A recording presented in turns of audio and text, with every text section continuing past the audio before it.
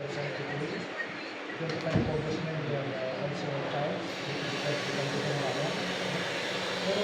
again, paano ito kasi Sir, sorry.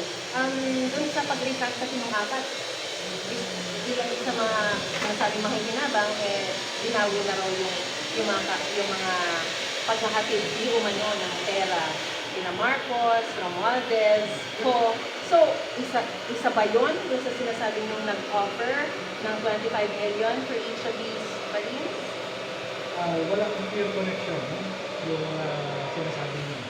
Pero meron isang complainant na sinabi nung nag-o-offer na siya yung financial. No.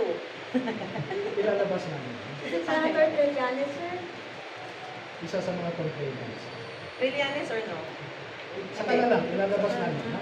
Let me collect and put Sir, sorry, may other bagong dating kasi sino po Balay yung din na nabanggit naman. ko kanina ng name na nasa likod po ng pag-offer ng pera? Well, isa yung Police Master Sergeant Calderon, Johnny Calderon, still in the active service ng PNP. And all his police career, he was assigned with Calderon. And so with his Choco, and there's there are two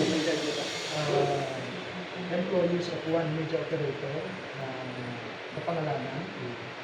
Nag-videohan yan at na-record yung conversation. And a lot more. Maraming nagtatrabaho. Sa tingin niyo, di ba kaka-apekto dito sa kaso yung pag-recant ng apat at may madadagdag pa ba pagre-recant? Yung maapektuhan yung kaso ng death, kung ba'y madadagdag ng magre-recant pa, I don't know. Sir, pati nyo rin yung screenshot, sir, yung ano? Sir, sabi mo na-edit. Kanina sabi ko, sorry, nagdala ng temptation. So ngayon, ano na sir yung message sa'yo na na-edited? Sorry sir,